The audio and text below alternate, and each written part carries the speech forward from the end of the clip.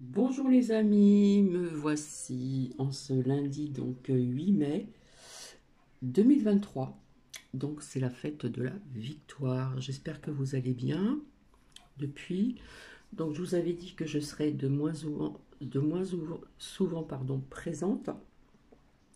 Et puis là j'ai eu quand même un petit peu de temps devant moi. Donc je suis venue pour vous faire partager donc quelque chose à écouter, bien sûr.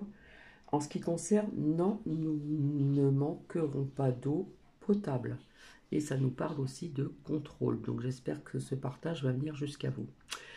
Je vais en profiter aussi pour remercier Louloute qui m'a fait ceci elle-même. Voilà, c'est pour poser certaines choses. Personnellement, je pose des bouteilles d'eau. Voilà, c'est simple avec une fleur de vie qu'elle a découpée, qu'elle a mis minutieusement dedans. Voilà, c'est transparent, c'est très simple. Et donc voilà, je m'en sers et c'est posé sur ma table de salon. Donc encore merci Louloute. Je fais un coucou à tout le monde. Je fais un coucou aussi donc à Marie de Chalon. Voilà. Donc ici nous avons un temps mitigé, c'est gris. La température a redescendu, mais on ne peut pas dire que c'est le grand froid non plus.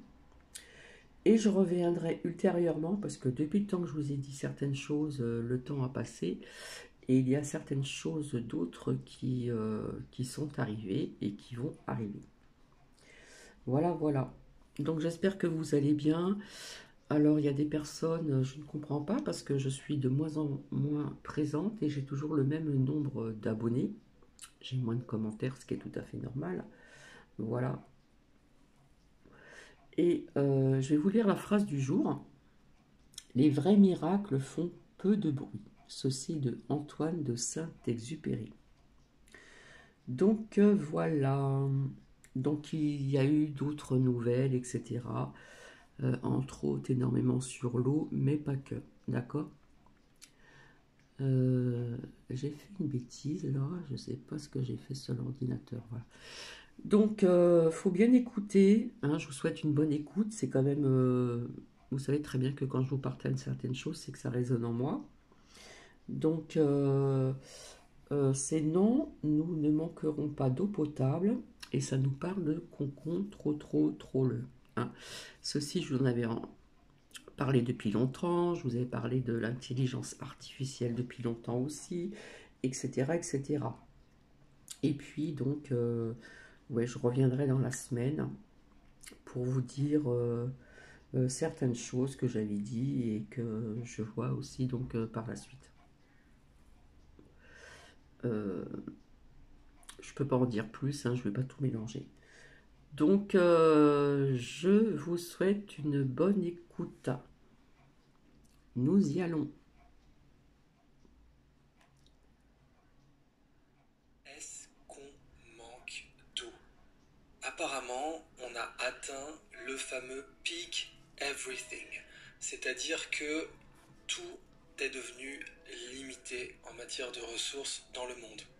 Quand j'étais étudiant, dans mes cours de géopolitique, on m'avait vendu que le pic pétrolier avait été atteint d'une façon irréfutable en 2004-2005.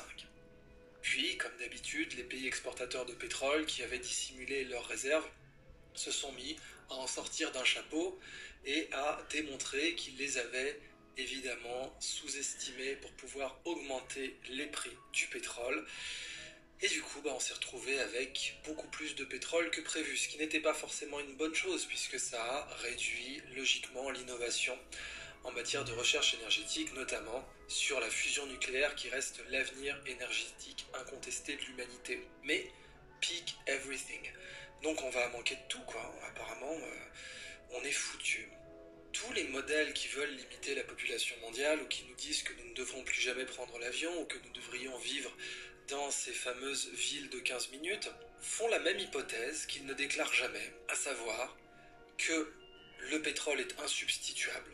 il est impossible de se passer des hydrocarbures fossiles. Non, ce n'est pas possible de cultiver des algues, par exemple, qui sont renouvelables, et d'obtenir des fluides, des hydrocarbures renouvelables. Non, ça c'est physiquement impossible. Chacun le sait, les algues n'existent pas d'ailleurs. Et on peut, en tout cas, même si les algues existaient, peut-être, hein, on ne sait pas, mais on ne peut pas les cultiver, ça c'est certain. Hein.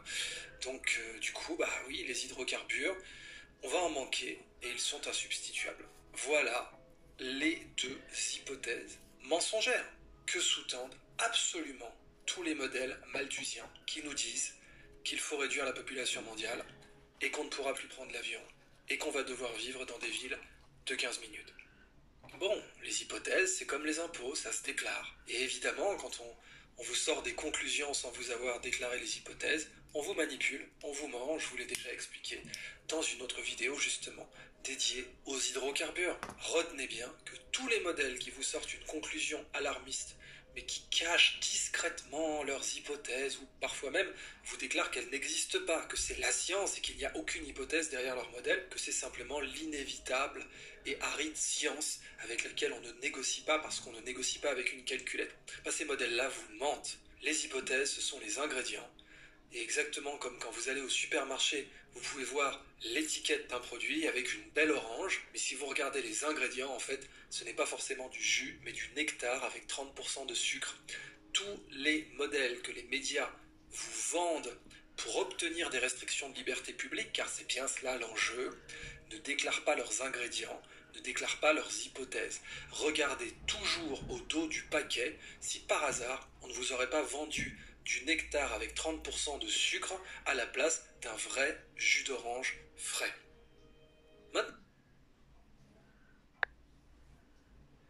Maintenant que vous êtes armé intellectuellement, et croyez-moi, vous allez en avoir besoin parce que il y a une course mondiale à la restriction des libertés et au-delà à la restriction des populations, car une des grandes libertés, c'est celle de se reproduire.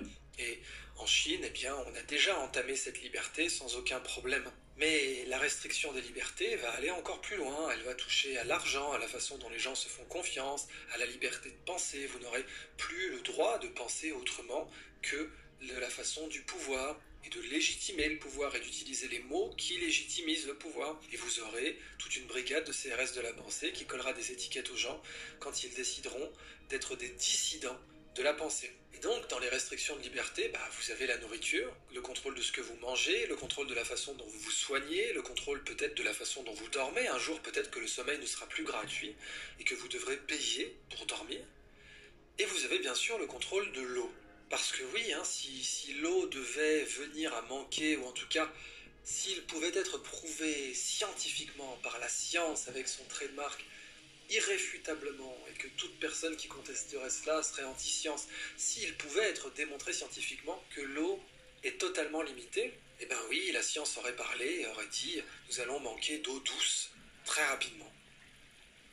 Alors est-ce que c'est vrai? Est-ce que c'est pas par hasard d'intelligence que nous manquerions? Parce que de la même façon que les modèles qui vous disent qu'on va devoir donc se passer d'avions, de voyages, etc. parce que bon, les hydrocarbures sont insubstituables. Et encore une fois, hein, la Rome antique produisait très très peu de blé par rapport à sa population et par rapport aux moyens aujourd'hui du bassin méditerranéen.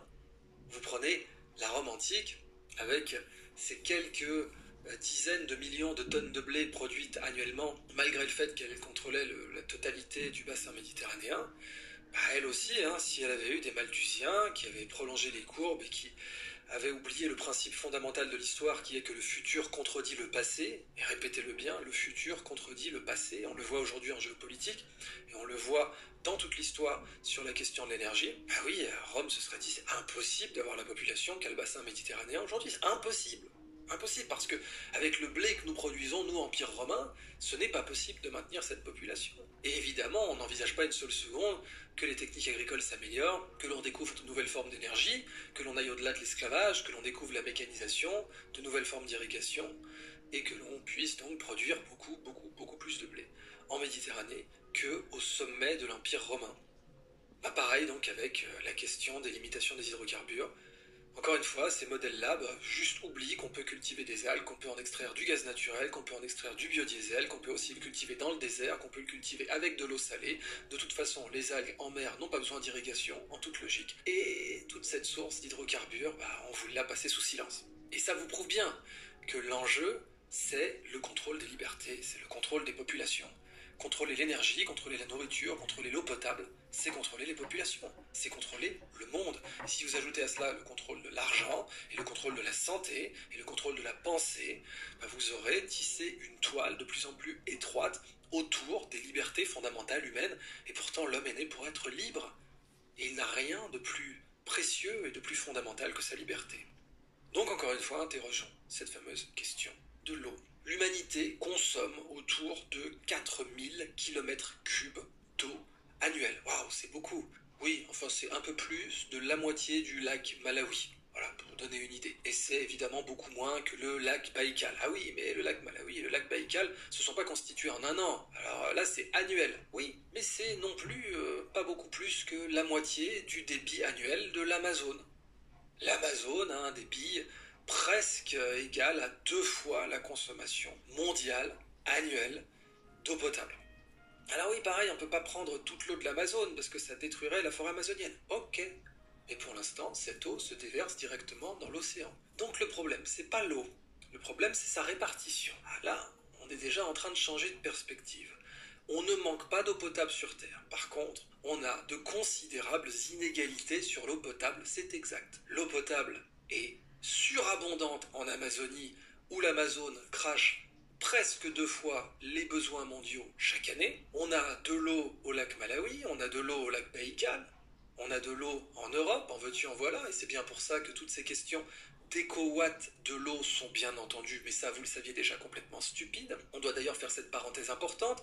Il a été révélé avec le scandale McKinsey, par exemple, que la crise entre guillemets sanitaire avait bien été gérée de la même façon dans tous les pays membres du G7 et au-delà. Pourquoi ? Parce que c'était McKinsey qui donnait les ordres, que les gouvernements suivaient. Donc il présentait cela comme la science unique et indiscutable, comme d'habitude. Mais en réalité, c'était simplement un cabinet de conseil qui leur avait dit quoi faire. C'est un peu la même façon, il me semble, qui a présidé, en tout cas, au lancement d'un éco-watt de l'eau. C'est-à-dire qu'on a des leaders qui sont très proches, comme chacun le sait, du World Economic Forum. Donc il s'agisse de Macron, de Trudeau, de Jacinda Ardern, etc., qui, elle, pour le coup, a eu le bon goût d'être virée. Et ces leaders, ils sont payés, en fait, pour pitcher les nouvelles idées des Malthusiens. Donc ils se réunissent une fois par an et on leur remet des bons points, on leur dit « Toi, t'as été un bon leader, tiens, vas-y, prends ta petite caresse sur la tête, t'as été un bon leader, t'as bien pitché les réductions d'eau. Toi, par contre, tu l'as un peu moins bien fait. Alors, la prochaine fois, t'essaieras de travailler plus sur notre agenda. On a d'autres aspects de notre agenda, ça pourrait être donc la consommation d'insectes, ça pourrait être la consommation de viandes artificielles à base de cellules cancéreuses, ça pourrait être bien sûr continuer à travailler sur la limitation des naissances, faire un argent confiscable, faire des villes à 15 minutes, interdire aux gens de prendre l'avion, etc. etc. Et donc, l'éco-watt de l'eau, qu'est-ce qu'il vient faire en France, où la France n'a absolument aucun stress hydrique et n'a pas besoin particulièrement de dessaler l'eau de mer?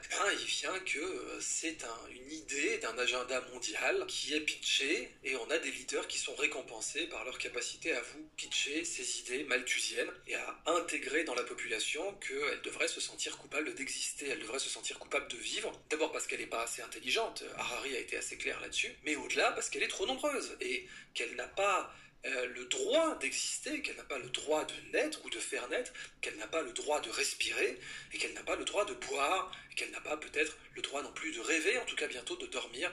Je suis certain qu'Orit Mouslava, c'est le sommeil qui va être attaqué pour les prochaines fois. Donc, 4000 km3 par an, ça vous fait à peu près 20 Danubes par an, donc, ou bien un peu plus de la moitié de l'Amazone, disons 60% de l'Amazone. Donc encore une fois, on manque pas d'eau, mais c'est sa répartition, et la répartition c'est une affaire de connaissance. Et on manque aussi d'énergie, bien entendu. C'est-à-dire que si on avait une énergie très bon marché dans le monde, par exemple avec la fusion nucléaire, il va de soi que le dessalement de l'eau de mer serait une formalité. Parce que le dessalement de l'eau de mer n'est qu'un problème énergétique. On pourrait donc avoir des rivières inversées qui partent de la mer et qui finissent dans les terres, et qui viennent irriguer des zones arides, et des pays comme l'Australie, ou bien tout le Sahara, en serait particulièrement satisfait. De la même façon avec les pays du Golfe qui pourraient profiter eux aussi des rivières inversées. Mais il y a eu des projets justement qui dès le XXe siècle avaient envisagé cette possibilité. Prenez par exemple toutes les questions de mer intérieure au Sahara. Vous avez beaucoup de dépressions dans les zones sahariennes, donc de zones sous le niveau de la mer. Vous en avez en Tunisie, et un ingénieur allemand avait envisagé de remplir ces dépressions en Tunisie pour avoir une mer intérieure qui ensuite s'évaporerait et donc générerait au moins des nuages. On ne pourrait pas forcément canaliser l'eau, on ne pourrait pas forcément la contenir dans une serre géante, on n'a pas les technologies actuellement pour construire une telle superstructure, mais au moins on aurait plus de nuages et mathématiquement on en aurait quelques-uns qui finiraient par pleuvoir. Donc on changerait le climat et on changerait aussi la disponibilité de l'eau. Ça a aussi été envisagé avec la beaucoup plus grande dépression de Qattara en Égypte. Et pour le coup, si on fait un petit calcul de nappe de table, la dépression de Qattara, en effet, si on la remplissait d'eau et que on décidait simplement de laisser le soleil du Sahara faire son office, c'est-à-dire qu'on pourrait miser sur une évaporation d'à peu près 5 centimètres par jour. C'est d'ailleurs une mesure en météo, vous prenez un bac d'évaporation, donc une cuve en métal, vous mettez de l'eau dedans et vous mesurez combien de centimètres de cette eau sont évaporés par jour.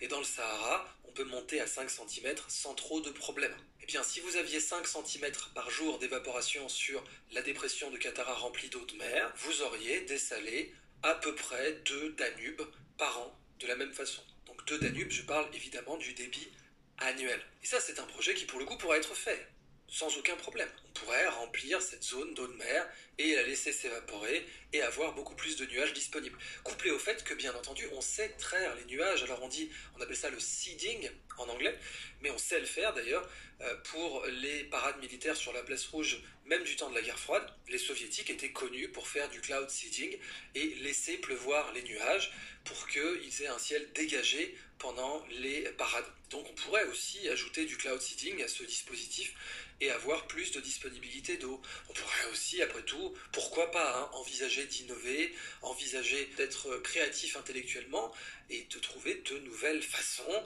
de dessaler l'eau de mer pour avoir ces fameuses rivières inversées. Mais non, on a décidé de ne pas le faire. Parce que l'innovation, il faut la diaboliser, il faut dire qu'elle n'existe pas. Les Malthusiens ont horreur de l'innovation, parce que c'est à cause de cette saloperie d'innovation que le bassin méditerranéen a pu voir sa population exploser, en ayant une production de blé, de céréales, même de viande, de fruits, de légumes, de nourriture en général, très supérieure à celle de l'Empire romain. C'est à cause de cette saloperie d'innovation que la population a augmenté. Et donc il faut maintenant vous dire que l'innovation n'existe pas, que les flux de connaissances n'existent pas, que la seule chose qui a permis au monde d'avoir la population qu'il a actuellement, ce sont les hydrocarbures, point, rien d'autre, certainement pas l'inventivité humaine, certainement pas sa créativité, certainement pas les brevets, non, surtout pas, et que on va manquer d'eau. Et manquer d'eau, oui, ce serait imparable. Dire que nous allons manquer d'eau, ce serait justifier des baisses de productivité agricole, des baisses de liberté publique, ce serait justifier des baisses de confort, et inévitablement, mathématiquement, inexorablement, par une logique implacable, ce serait justifier des réductions lentes mais rigoureuses de la population mondiale. Eh ben non, nous ne manquons pas d'eau, nous manquons de connaissances. Oui, rien que l'énergie suffirait pour le problème de l'eau. Pourquoi les océans sont salés ? Parce que les minéraux, la terre, étaient pleine de chlorure de sodium et que quand il pleut, cette pluie emporte le chlorure de sodium au cours des années, au cours des millions d'années où la Terre s'est formée, où elle a reçu toutes ces comètes qui l'ont alimentée en eau, d'origine donc interstellaire. Mais cette mer est salée, mais l'humain est intelligent. Et en développant de nouvelles techniques de dessalement, ou en mettant en place de grands projets, parce qu'après tout, remplir la dépression de Qattara et faire en sorte qu'elle pût évaporer ces 5 cm par jour, alors ça, on a juste besoin du soleil du Sahara pour l'obtenir, mais au moins récupérer davantage de nuages, obtenir de meilleurs rendements sur l'eau dessalée ainsi obtenue et la canaliser davantage, même si elle finira bien par pleuvoir quelque part.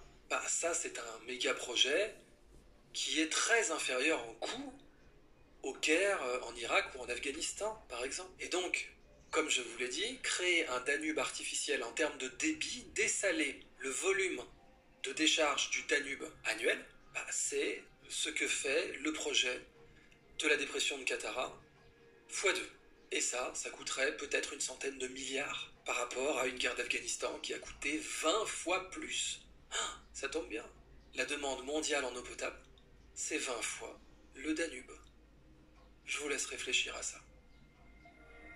Donc voici, ça n'a pas duré très très longtemps. J'espère que ça va ouvrir comment dire, les yeux de certaines personnes, c'est-à-dire retirer le voile de ses yeux. Et je serai donc davantage disponible à partir de la semaine prochaine. Mais je vous l'avais promis, il faut vraiment que je revienne vers vous pour ce que j'avais vu et ce qui va se passer aussi donc par la suite. Qu'est-ce que je voulais vous dire d'autre? Oui, donc je reviens en ce qui concerne ceci, hein, on voit que c'est une fleur de vie. Donc certaines personnes déposent donc des minéraux, certaines personnes déposent donc des tarots ou aussi donc des oracles, etc. Perso, je mets ma bouteille d'eau dessus. Voilà. Et je pense que je vais en avoir une autre aussi, comme ceci, pour poser ma carafe d'eau. Voilà. En attendant, je vous souhaite donc une agréable journée déjà entamée. Et puis je vous dis cette fois-ci vraiment à très bientôt. Hein, je compte revenir donc cette semaine pour ce que je devais donc vous dire en ce qui concerne ce que j'avais vu et ce que je vois donc encore par la suite. Vous savez très bien que quand on voit certaines choses, qu'on ressent certaines choses, etc., etc., que ce soit avec les oracles ou les tarots, la notion du temps n'existe pas. D'accord? Donc, je fonctionne comme ça. En attendant, je vous fais plein de bisous et je vous dis donc à très bientôt. Bisous, bisous. Et prenez bien soin de vous.